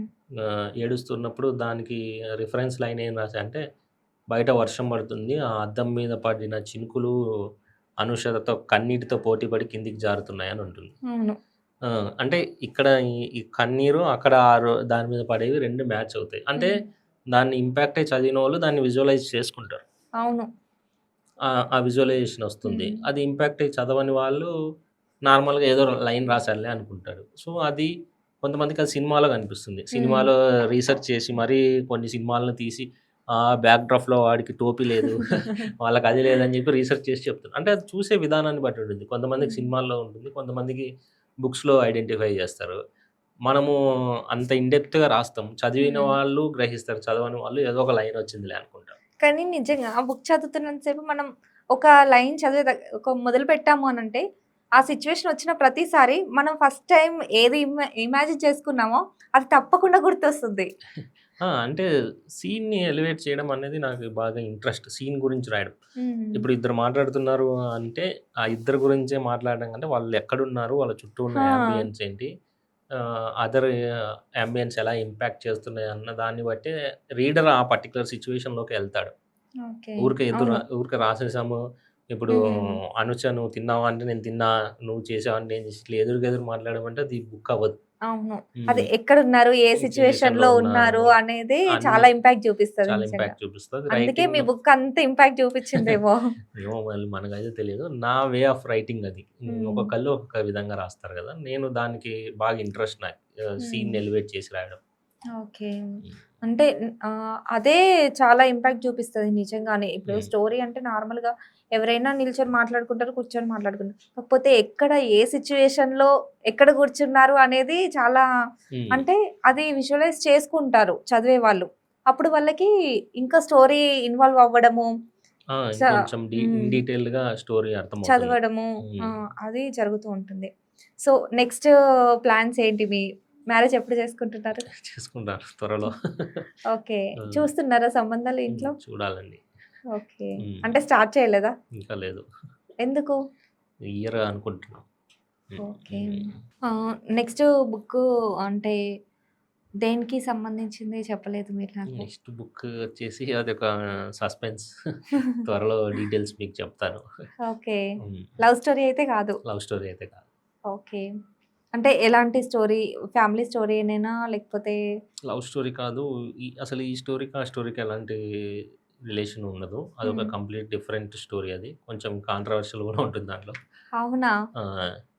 కాంట్రోవర్షియల్ అంటే మీరు మిలిటరీ గురించి ఎక్కువ చదువుతారుగా. మిలిటరీ ఏమో మరి? మిలిటరీ గురించి కూడా కాదు. మిలిటరీ గురించి రాయాలనిపించలేదా మీకెప్పుడు? రాస్తాను. ఇది ఫస్ట్ ఇది అయిపోతే ఓకే. అంటే మీకు బాగా ఇంపాక్ట్ చూపించినది అన్నారు కదా, సో మిలిటరీ గురించి రాయాలి అని అనిపించలేదు ఫస్ట్ అదే దీనికన్నా నేను ముందు? అంటున్నాను కదా, నాకు ఇంట్రెస్ట్ ఉన్న టాపిక్స్ నేను రాశానంటే ఎక్కడో తగులుతాయేమో అని నాకు భయం. ఓకే. ఎందుకంటే మనం ఆల్రెడీ చదివింటాం కదా, అది ఇంట్రెస్ట్ ఉన్న టాపిక్స్లో. సో అందుకు కొంచెం ఆలోచిస్తాను ఏదన్నా రాయాలి అని అనుకున్నప్పుడు. మిలిటరీ గురించి రాయాలి అంటే అది చాలా పెద్ద కాన్సెప్ట్ అది. అవును. చాలా సెన్సిటివ్ ఎలిమెంట్స్ ఉంటాయి. చాలా rules and regulations rules and తెలుసుకోవాలి. రెగ్యులేషన్స్ ఉంటాయి. అది చాలా పెద్ద కాన్సెప్ట్ అది. ఏది రాసినా కూడా మనం కొంచెం ఆవేశపడి ఇప్పుడు ఇది వచ్చింది కదా అని వెంటనే ఇది బాగా ఇచ్చేది కదా, అందరూ అడుగుతున్నారు నెక్స్ట్ బుక్ ఎప్పుడు అని. తొందరపడి వెంటనే రాసేస్తే కూడా అంత వాల్యూ ఉండదు. అవును. కొంచెం టైం తీసుకొని ఏది చాలా థాట్స్ వస్తుంటాయి బ్రెయిన్‌లో, ఇది రాయి, అది రాయి, టైం అయిపోతుందని. బట్ అవన్నీ హోల్డ్ చేసుకొని వద్దు, టైం తీసుకొని నిదానంగా రాయాలని నాకు నేను చెప్పుకుంటూ ఉంటా అప్పుడప్పుడు. ఓకే. హ్మ్. స్పోర్ట్స్ ఆడుతుంటారా మీరు? స్పోర్ట్స్ ఆడుతుంటా. ఏమేమి ఆడుతుంటారు? క్రికెట్. క్రికెట్. ఓకే. ఎప్పుడైనా టోర్నమెంట్స్‌కెళ్లారా? యాక్చువల్‌గా యూనివర్సిటీ లెవెల్‌లో, డిస్ట్రిక్ట్ లెవెల్ వరకు ఆడేవాడిని హ్మ్. క్రికెట్. తర్వాత ఒక ఇంజ్యూరీ అయింది చేతికి, అదే టెన్నిస్ ఎల్బో ఇంజ్యూరీ అని. అప్పటి నుంచి క్రికెట్ ప్రొఫెషనల్‌గా ఆడడం మానేసి మామూలుగా ఇంటి దగ్గర చిన్న చిన్న గ్రౌండ్స్‌లో యాక్చువల్లీ ఏంటంటే క్రికెట్ మీద ఎక్కువ నాలెడ్జ్ ఉండే. చెస్ కంటే కూడా క్రికెట్ అంటే చాలా ఇష్టం. ఓకే. ఇప్పటికైనా కూడా ఎవ్రీ సాటర్డే, సండే వచ్చిందంటే గ్రౌండ్‌లోనే ఉంటా. చాలా లైఫ్ లెసన్స్ కూడా గ్రౌండ్‌లో నేర్చుకున్నాయి. ఓకే. టైం దొరికితే ఎక్కడికి సినిమాలకి అక్కడికి వెళ్ళాలని పొద్దున్న లేస్తే గ్రౌండ్, మళ్ళీ సాయంత్రం చీకటి పడేదాకా గ్రౌండ్‌లోనే ఉండేటోళ్ళం. ఓకే. హ్మ్. అంటే మీరు బుక్‌లో రాసారు గదా! ఈ ఆదిలాబాద్ అదంతా అటు సైడ్ అడవి ప్రాంతంలో ఎళ్ళేటప్పుడు ఎలా ఉంటది సిట్యుయేషన్, సీన్స్ ఎలా ఉంటాయి అని చెప్పేసి. హ్మ్. సో, అది మీరు వెళ్లారా? చూసారా? లేకపోతే నార్మల్‌గానే రాసారా? వెళ్ళానంటే ఇప్పుడు ట్రావెల్ చేసారా? ఎవ్రీ ఇయర్ శ్రీశైలం నడుచుకుంటూ వెళ్తాం. నడుచుకుంటూ? కర్నూలు జిల్లాలో వెంకటాపురం అని ఒక ఊరుంటుంది. హ్మ్. ఆత్మకూరు మండలంలో వెంకటాపురం అని. ఎవ్రీ ఇయర్ కొన్ని వేల మంది నడుచుకుంటూ వెళ్తారు. 50 కిలోమీటర్స్ ఫారెస్ట్‌లో ట్రావెల్ చేసి నడుచుకుంటూ వెళ్తారు. ఓకే. ఆ జర్నీలో వెళ్ళినప్పుడు మనము డీప్ ఫారెస్ట్‌లో వెళ్తుంటే కొంతమంది ఈ గిరిజనులు కనిపిస్తారు మనకి. హ్మ్. గిరిజనులు కనిపించి వాళ్ళ జీవన విధానాలు, హ్మ్. వాళ్ళు ఎలా ఉన్నారు, వాళ్ళు ఇంకా ఎంత వెనుకబాటుతనంతో ఉన్నారు, కనీసం కరెంట్ లేకుండా ఉన్న వాళ్ళు ఇంకా చాలామంది ఉన్నారు. హ్మ్. కొన్ని ఏరియాస్‌లో వాళ్ళందరిని చూసినప్పుడు వాళ్ళ గురించి కూడా మనం రాయాలి. వాళ్ళు ఫేస్ చేస్తున్న ప్రాబ్లమ్స్ ఎలా రాయాలి హ్మ్. అన్నప్పుడు అది బేస్ చేసుకొని దాని గురించి రాయడం జరిగింది. ఓకే. అందుకే ఆ సీన్‌ని గూడా ఇందులో యాడ్ చేసారా మీరు? అంటే చెప్తున్నాను గదా, ఈ సీన్ పెట్టాలి, ఇది ఒక లైన్‌లో రాసుకుందేం కాదు. ఆ రోజు రాస్తున్నప్పుడు అది తట్టిందంటే అది పెట్టేస్తానంతే. ఓకే. హ్మ్. ఇలా అంటే మీ పర్సనల్ లైఫ్‌లో యాడ్ చేసిన సీన్స్ ఉన్నాయి ఇందులో? అంటే మీరు చెప్తుంటే ఇప్పుడు మళ్ళీ అనిపించింది. ఓకే. అలా ఈ ఏం సీన్ లేదు. ఉంది గదా! తను చదువుకోకుండా ఇట్లా చేస్తుంటాము మేము, అందరూ ఎళ్ళిపోయారు అనే సీన్ ఉంటది గదా! అలా అడిగితే ఇప్పుడు 99% అన్నీ నేను ఏదో ఒక చోట ఫేస్ చేసిన సీన్సే ఉంటాయి. 99%. 99% ఫేస్ చేసిన సీన్సే ఉంటాయి. ఓకే. హ్మ్. అంటే ఊహించి రాసినవి కొన్నుంటాయి గానీ, హ్మ్. బేసిక్‌గా ఎంత ఊహించి రాసినా గూడా ఒక కథని, ఒక ఎమోషన్‌ని కరెక్ట్‌గా రావాలి అంటే మనం ఫేస్ చేస్తేనే బాగా తగులుతది. ఇంకొక లైన్ గూడా ఉంటుంది. హ్మ్. వివక్ష నీకు జరిగినప్పుడే వ్యవస్థ గురించి ఆలోచిస్తావని. అవును. సో, అది నీకు తగిలినప్పుడు ఆలోచించడం వేరే, ఎవరో చెప్పినప్పుడు ఆలోచించడం వేరే. తగిలినప్పుడే ఎక్కువ మనకి తెలుస్తుంది. హ్మ్. అది చూసినప్పుడు ఒక సీన్ లాగే అనిపిస్తుంది ఎవ్వరికైనా గూడా. అదే. సో, హ్మ్. అప్పుడేమవుతుంది అంటే, ఒకళ్ళు చెప్పినప్పుడు వచ్చే ఎక్స్‌పీరియన్స్‌కి, నీ అంతకు నువ్వు ముళ్ళు మీద తొక్కినప్పుడు వచ్చే ఎక్స్‌పీరియన్స్‌కి చాలా డిఫరెన్స్. ఆడ ఎళ్తే ముళ్ళు తొక్కుతావురా అన్నామనుకో, హ్మ్. ఏమంటారు? ఏం కాదులే అంటారు. అది అవును. తగిలి కుచ్చుకొని రక్తం కారుతున్నప్పుడు అర్థమవుతుంది. అవును. సో, అట్లా ఎన్నో ఫేస్ చేసుకొని, ఎన్నో ముల్లులు తొక్కుంటూ ఎళ్తేనే కొన్ని దారులు ఏర్పడతాయి. హ్మ్. ఓకే. హ్మ్. 99% అంటే మీకు లవ్ స్టోరీ ఉందా? ఆ 1% లవ్ స్టోరీ అండి లేండి. నేను అదే చెప్తారనుకున్నా. కాకపోతే ఆ బుక్ అంతా దాదాపు 30-40% లవ్ స్టోరీ గురించి ఉంది గదా! యాక్చువల్‌గా కంప్లీట్‌గా బుక్కు ఓన్లీ మోటివేషన్, బిజినెస్ గురించి చెప్తే బుక్కు అంత ఇంట్రెస్టింగ్ ఉండదేమో, లవ్ స్టోరీని పెడదామని ఫిక్షన్ క్యారెక్టర్స్‌తో పెట్టిన తర్వాత ఎండ్ ఆఫ్ ద డే ఏంటంటే, ఈ స్టోరీ కంటే లవ్ స్టోరీ ఎక్కువ డామినేట్ చేస్తుంది. అవును. హ్మ్. హ్మ్. హ్మ్. సో, ఏదైతేనేమి రీచ్ అయింది అని అనుకున్నాను. ఓకే. హ్మ్. అంటే లవ్ స్టోరీ డామినేట్ చేసింది కదా! మళ్ళీ నెక్స్ట్ టైమ్ లవ్ స్టోరీ రాస్తారా? రాయరా? లేదు. ఎందుకు? ఇప్పట్లో లవ్ స్టోరీ ఇంకా ఏదైనా ఒక్కసారి బావుంటుంది. ఓకే. హ్మ్. అంటే ఈ బుక్ అంటే ఇప్పుడు నెక్స్ట్ బుక్ కాకుండా ఒక 2, 3 బుక్స్ తర్వాత రాయొచ్చా? రాసే సిట్యుయేషన్స్ ఉంటాయా? మేబీ ఉండొచ్చు. అంటే నాకెక్కువ టైం పడుతుంది. ఒక బుక్ హ్మ్. రాయాలి అంటే చాలా టైం పడుతుంది. ఇప్పుడు ఈ బుక్‌కి 'అయోధ్య చేరిన కృష్ణ' బుక్‌కి నెక్స్ట్ వచ్చే బుక్‌కి ఆల్మోస్ట్ 2 ఇయర్స్ గ్యాప్ ఉంది. హ్మ్. అట్లా ఆ బుక్ అయిపోయి మళ్ళీ ఇంకో బుక్ వచ్చే లోపల ఇంకో 3 ఇయర్స్ పడుతుందేమో. ఆ 5 ఓకే. ఇయర్స్‌లో ఇంకెన్ని ఆలోచనలు మారిపోతాయో అది. ఆ! కాబట్టి ఇదే అని అయితే గ్యారంటీ ఏది లేదు. ఓకే. హ్మ్. అంటే మీరెప్పుడు ఎవరిని లవ్ చేయలేదా? లేదండి. అయినా అంత ఇంపాక్ట్‌గా ఎట్లా రాసారు సిట్యుయేషన్స్‌ని?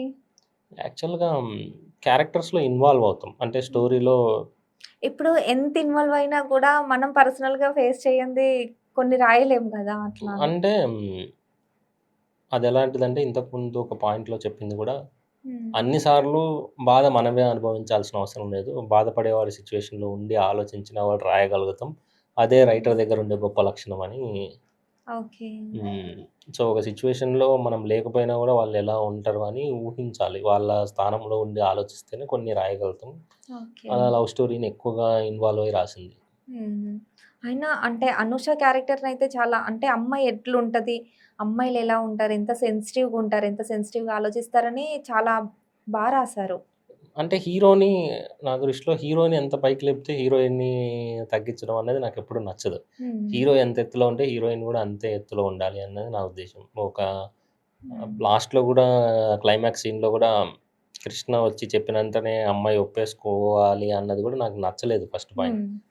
హ్మ్. ఎందుకంటే అంత బాధపెట్టి వెళ్ళిపోయిన తర్వాత తన లైఫ్ ఏదో చూసుకొని వెళ్ళిపోయిన తర్వాత మళ్ళీ వచ్చి చెప్తే హ్మ్. అదంత కరెక్ట్ అనిపించలేదు. అక్కడ ఎట్టి పరిస్థితుల్లో హీరోయిన్ క్యారెక్టర్ తగ్గకూడదు అన్నది నా మెయిన్ ఎలిమెంట్. ఇంకా కొంచెం పెంచుంటే కూడా బాగుండేమో అని అనుకున్నాను. హ్మ్. But okay. సరిపోయింది. ఆ క్యారెక్టర్‌కి వాల్యూ ఉంది. అక్కడ కూడా ఒక ఇంపార్టెంట్ లైన్ ఉంటుంది. హ్మ్. తన ఇష్టం కన్నా ఆత్మాభిమానానికే విలువిచ్చి హ్మ్. వెళ్ళిపో అని చెప్తుంది. అవును. హ్మ్. సో, ఆ క్యారెక్టరైజేషన్ ఎలా ఉంటుంది అంటే, ఎంత ఇష్టం ఉన్నా కూడా మన సెల్ఫ్ రెస్పెక్ట్ పోగొట్టుకోకూడదు అన్నది ఆ ఒక్క లైనే ఎగ్జాంపుల్. హ్మ్. ఎందుకంటే రేపు మళ్ళీ అదే సిట్యుయేషనొస్తే ఇప్పుడు వెంటనే ఒప్పేసుకున్నామనుకో, రేపు అదే సిట్యుయేషనొస్తే వెంటనే వదిలేస్తారు గదా! అలాంటిది భయం వదిలేస్తాం. భయం గూడా ఉండాలి గదా! అంటే కృష్ణ క్యారెక్టర్‌కి వాళ్ళిద్దరి క్యారెక్టర్‌కి సరిపోయింది గానీ, బట్ రియల్ లైఫ్‌లో అలాంటి సిట్యుయేషన్ వచ్చినప్పుడు మన సెల్ఫ్ రెస్పెక్ట్ పోగొట్టుకొని కొన్ని పొందాలి అని అనుకుంటే, అంత హ్మ్. గుడ్డిగా వెళ్ళిపోకూడదు. కొంచెం ఆలోచించాలి అన్నది దాంట్లో నేను అనుకోని రాసిన పాయింట్ అది. ఓకే. హ్మ్. మీరు మళ్ళీ చెప్తుంటే నాకు కొత్తగానే ఉంది. మళ్ళీ బుక్ చదవాలనిపిస్తుంది. ఆ! ఓకే. ఈ సీన్స్ ఉన్నాయి గదా! ఇది చదివినంత సేపు ఓకే. మళ్ళీ మీరు చెప్తుంటే హ్మ్. అవును. మళ్ళీ చదవాలనిపిస్తుంది ఇప్పుడు మళ్ళీ. చదవండి. మీ బుక్ ఎన్ని సార్లు చదివితే నెక్స్ట్ బుక్స్ అన్నీ అలాగే ఉండిపోయాయండి ఆల్రెడీ. చదవండి. అన్నీ చదవండి. చదివితే మంచిదే. ఒక్కోసారి మళ్ళీ చదివితే ఇంకోసారి ఇంకొక కోణంలో కనిపిస్తుంది. అవును. హ్మ్. అదే ఇప్పుడు మీరు చెప్తుంటే నాకు ఇంకో కోణంలో కనిపిస్తుంది. సో, నేను ఇట్లా గూడా చదవచ్చు కదా! అని అనుకుంటున్నానిప్పుడు. హ్మ్. హ్మ్. అన్నీ ఇప్పుడు ముగ్గురు మెయిన్ క్యారెక్టర్స్ ఉంటే, ఒక 'శివ' పాయింట్ ఆఫ్ వ్యూలో స్టోరీ చూస్తే ఒక విధంగా ఉంటుంది. హ్మ్. 'కృష్ణ' క్యారెక్టర్ పాయింట్‌లో ఒక విధంగా ఉంటుంది. ఇప్పుడు 'శివ' లాంటి క్యారెక్టర్ ఉంది అంటే, నా దృష్టిలో స్టోరీలో 'కృష్ణ' కంటే 'శివనే' హీరో. అవును. హ్మ్. నిజంగా శివకి మధ్య ఆ కన్వర్జేషన్ ఇప్పుడు నేనెంత గట్టిగా నవ్వుకున్నానో, అసలు చాలా గట్టిగా నవ్వుకున్నాను. ఎందుకు అంత అంటే ఒక సీరియస్ సిట్యుయేషన్‌లో గూడా అంత కామెడీ యాడ్ చేయాలి అని ఎలా అనిపించింది మీకు? అంటే కామెడీ కాన్వర్జేషన్స్ అని కాదు గానీ, నేను బేసిక్‌గా కామెడీ రాయను హ్మ్. First point. హ్మ్. నేనెప్పుడు అనుకోను కామెడీ రాయనని. బట్ ఏంటి అంటే, ఆ ఫ్లోలో ఎళ్తున్నప్పుడు వచ్చేసిన లైన్స్ అవన్నీ. ఓకే. పర్టిక్యులర్‌గా మన బుక్‌లో కామెడీ పెట్టాలి, కామెడీ హ్మ్. రాయాలని నేనెప్పుడు అనుకోలేదు. కానీ శివ క్యారెక్టర్ వచ్చిన ప్రతిసారి నవ్వుకున్నాను నేను. కొంచెం ఒక హాఫ్ స్టోరీ వరకి దాదాపు కామెడీ ఉంది. ఆ తర్వాత ఎప్పుడైతే బిజినెస్ స్టార్ట్ చేశారో, అప్పుడు ఇంకా కామెడీ ఆపేసి స్ట్రగుల్స్‌ని అట్లా చూపిచ్చారు. 'శివ' హ్మ్. క్యారెక్టర్ బాగా నచ్చింది. చాలా హ్మ్. మందికి 'శివ' క్యారెక్టర్‌కి ఫ్యాన్స్ ఉన్న వాళ్ళు ఉన్నారు. శివ క్యారెక్టర్ ఇంకొంచెం బ్రోలా అసలు శివాని శ్రవంతిని కలిపేయచ్చు కదా అని కొంతమంది అంటారు. అవును. అప్పుడు ఇంకా అది ఇంకా అవును. బుక్ మరి స్టోరీలో శివాని శ్రావణ్ శ్రవంతిని ఎందుకు కలపలేదు? ఇంక అప్పుడు అది కలపొచ్చు కదా! ఇంకా బావుండేది కదా అప్పుడు అది స్టోరీ. మ్యాట్రిమోనీ అయిపోతుంది. ఇంక అందరిని ఓకే. కలిపేస్తే మ్యాట్రిమోనీ అయిపోతుందని అంటే శివకి ఎందుకు తోడు లేకుండా చేశారు మీరు? శివ హిమాలయాలకు వెళ్ళిపోవాలనుకుంటున్నాడు సన్యాసం తీసుకొని. ఓకే. హ్మ్. కానీ శివ స్టోరీయే శివ ఫన్‌గా. శివ క్యారెక్టర్ చాలా మెచ్యూర్డ్ క్యారెక్టర్ ఓకే. అది. హ్మ్. అలాంటి క్యారెక్టర్స్ మూవీస్‌లో చూస్తుంటాం. హ్మ్. సో, అవును. చాలా ఇంట్రెస్టెడ్ క్యారెక్టర్. కానీ రియల్ లైఫ్‌లో అలా ఉండరు. ఉన్నారు. చూడము మనం ఎక్కువగా. ఎక్కువగా చూడం కానీ ఉన్నారు. హ్మ్. అలాంటి ఫ్రెండ్స్ ఉన్నారు. ఒక లైన్‌లో గూడా ఉంటుంది. 25 ఏళ్ళుగా ఒక 20 ఏళ్ల నుంచి ఒకేళ్ళతోటే స్నేహం చేస్తే అది స్నేహం వేరే బంధంలా మారిపోతుంది అని. అవును. అట్లా 20 సంవత్సరాలు, 30 సంవత్సరాలు స్నేహం చేసుకునే వాళ్ళు గూడా ఉన్నారు. చాలామంది ఉన్నారు. కానీ హ్మ్. రేర్. అంటే ఒకప్పటికి, ఇప్పటికి కొంచెం ఆ రేషియో తగ్గిపోతూ వస్తుంది.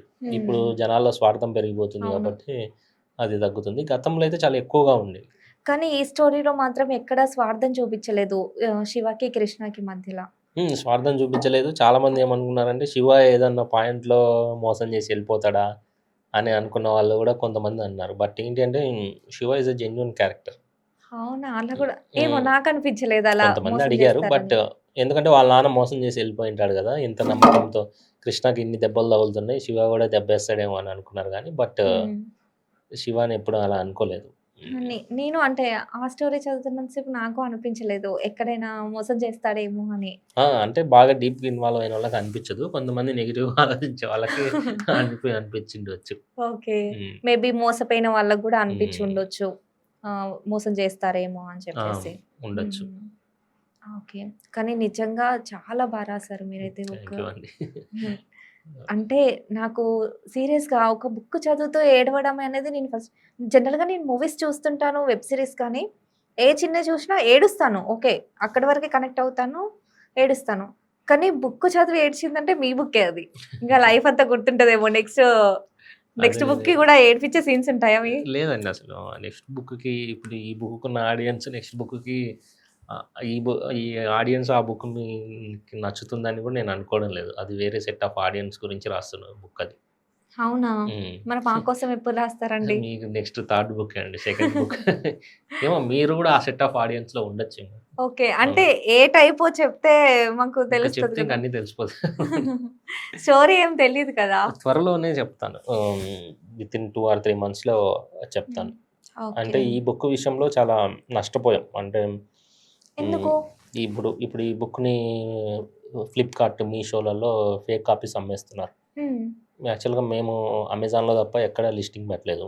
ఓకే. సో, ఇప్పుడు మేమెళ్లి కంప్లెయింట్ ఇస్తే మీకు ఈ బుక్ మీద కాపీరైట్ గాని, ట్రేడ్ మార్క్ గాని లేదు అని మాకు తెలిసింది. సో, అవునా? తర్వాత చాలా లేట్‌గా రిజిస్ట్రేషన్ చేపిచ్చాము. లేట్‌గా ఓకే. తెలుసుకున్నాం ఇవన్నీ. సో, అందుకు ఓహ్! ఇప్పుడు ఏదన్నా రివీల్ చేయాలన్నా గూడా ముందే మాకు కాపీరైట్, ట్రేడ్ మార్క్ వచ్చేంత వరకు కూడా ఏది రివీల్ చేయకూడదు అని కొంచెం ఈసారి జాగ్రత్త పడుతున్నాం అంతే. ఓకే. అంటే ముందే రిలీజ్ చేసే ముందు తీసుకోలేదా కాపీరైట్స్ అప్పుడు ఇవన్నీ? తెలియదు ఇవన్నీ. అవునా? అప్పుడు అసలు ఇవన్నీ ఏం తెలియదు. జస్ట్ ఊరికే బుక్ రాయాలి, రిలీజ్ చేయాలని ఉంది. అవునా? అంటే ఇప్పుడు నార్మల్‌గా బుక్ రాసి ఏదో ఒక 1000 కాపీలు, 2000 కాపీలు అమ్మే వాళ్ళకి ఇవన్నీ అవసరం లేదు. హ్మ్. ఎప్పుడైతే బుక్ అమెజాన్‌లో టాప్ 10లోకొచ్చి బెస్ట్ సెల్లర్ ర్యాంక్ వచ్చింది అంటే, హ్మ్. అది ఇండియా వైడ్‌గా డిస్కషన్ జరుగుతుంది బుక్ గురించి. ఓకే. సో, అట్లా ఆల్మోస్ట్ ఈ రోజుకి బుక్ రిలీజ్ అయ్యి 6 మంత్స్ అవుతుంది. హ్మ్. 6 మంత్స్‌లో కూడా ఇప్పటికీ మొన్నటి వరకు బెస్ట్ సెల్లర్‌గా ఉంది. ఒకరోజు అటు, ఇటు ఒకరోజు ఇంకా స్టిల్ టాప్ 50, టాప్ 100లోనే అమెజాన్ ఇండియాలో టాప్‌లోనే ఉంటుంది బుక్. హ్మ్. హ్మ్. సో, ఎప్పుడైతే ఇలాంటి రీచ్ వస్తుందో, ఇన్ని వేల కాపీస్ సేల్ అయితాయో, ఆటోమేటికల్‌గా ఈ ప్రాబ్లమ్స్ అన్నీ ఫేస్ చేయాల్సొస్తుంది. ఓకే.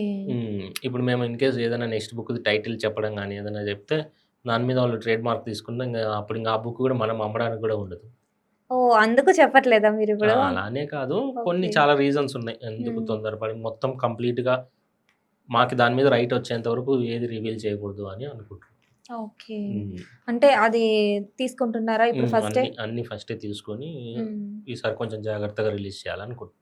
ఓకే. హ్మ్. అంటే ఈ బుక్ రిలీజ్ చేశాక ఎన్ని డేస్‌కి అర్థమైంది కాపీ రైట్స్ అవన్నీ? ఫస్ట్ 1 మంత్ బాగుంది. 1 హ్మ్. మంత్ అసలింకా తెలియదు గదా! 1 మంత్ బాగుంది. అమెజాన్‌లో ఆర్డర్స్ రావడం. హ్మ్. ఒక్కొక్క రోజు డైలీ 400 ఆర్డర్స్, 500 ఆర్డర్స్ సేల్ అవ్వడం ఓకే. బాగుంది. ఒక 1 మంత్ తర్వాత స్టార్ట్ అయింది. అంటే హ్మ్. వీళ్ళు ఉత్తరప్రదేశ్‌లో, ఢిల్లీలో ఉండేవాళ్ళు టాప్‌లోకొచ్చిన తర్వాత మన దగ్గర నుంచే బుక్ ఆర్డర్ పెట్టుకొని, హ్మ్. ఆ బుక్‌ని అక్కడికెళ్ళి కలర్ ప్రింట్ తీసి అమ్మేస్తుంటారు. దానికి ఒక 1 మంత్ టైం పడుతుంది. ఓకే. ఆ 1 మంత్ తర్వాత తెలిసింది ఇన్ని గొడవలుంటాయని. హ్మ్. ఒక్కొక్క పాయింట్‌లో బుక్ రూ. 249 అంటే 150, 160, 140కి అమ్మిన రోజులు గూడా ఉన్నాయి. ఓకే. ఎందుకు అంటే ఇంక అది వాళ్ళొచ్చి ఫేక్ కాపీస్ అమ్ముతున్నారు. వాళ్ళతో పోటీ పడాల్సొచ్చింది. హ్మ్. సో, అవన్నీ తెలుసుకోవడానికి ఒక 2, 3 మంత్స్ అక్కడే వేస్ట్ అయిపోయింది. ఇప్పుడు ఓకేనా మరి? ఇప్పుడు కొంచెం పర్లేదు. స్టిల్ ఇప్పటికి కూడా అమెజాన్‌లో ఉన్నది మాత్రమే మా బుక్. ఫ్లిప్‌కార్ట్, మీషోలో ఉన్నదంతా ఎవరో ఫేక్ కాపీస్ అమ్ముతున్నారు. ఓకే. హ్మ్. అంటే ఫస్ట్ మీకు బుక్ రిలీజ్ చేసేటప్పుడు ఎవ్వరు చెప్పలేదా ఇట్లా లేదు ఇవన్నీ తెలియదు ఇవన్నీ. ఓకే. ఇప్పటి వరకు ఎన్ని కాపీస్ సేల్ అయ్యాయి? ఈ రోజు వరకు 45,000 కాపీస్ సేల్ అయ్యాయి. 45,000 హ్మ్. ఓకే. అఫీషియల్‌గా 45,000 ఇంకా అనఫీషియల్‌గా ఎన్ని అమ్మారో మనకు తెలియదు. ఓకే. హ్మ్. ఓకే అండి. కానీ బుక్ మాత్రం చాలా బావుంది హ్మ్. స్టోరీ అయితే. థాంక్ యూ అండి. ఓకే అండి. Thank you. Thank you so much. ఇంటర్వ్యూకొచ్చినందుకు అండ్ మీ మాటల రూపంలో మేము విన్నందుకు ఆ స్టోరీని చాలా నాకు డిఫరెంట్‌గా అనిపించింది. మళ్ళీ ఒకసారి చదవాలనుంది. సో, చదవండి అంటే తప్పకుండా. మనం ఒక స్టోరీ చదువుతున్నప్పుడు ఎంతసేపు ఆ లైన్స్‌ని మన వేలో చదువుతాము. కానీ ఎప్పుడైతే రాసిన రైటరు అది చెప్తుంటారో ఇంకోలాగా అనిపిస్తుంది. అదేలెండి. సో, నిజంగా చాలా చక్కగా రాసారు. సో, నెక్స్ట్ బుక్ కూడా మంచిగా రాయండి. మాకు అందులో అంటే మేము చదివేలాగా రాయండి. షూర్ తప్పకుండా అండి. ఓకే. నెక్స్ట్ బుక్ కూడా మంచిగా సక్సెస్ ఇలాగే అవ్వాలి. మాకింకా ఇంటర్వ్యూస్ ఇస్తుండాలని అనుకుంటున్నాం. ఓకే అండి. థాంక్ యూ శ్రీనివాస్ గారు. థాంక్ యూ అండి.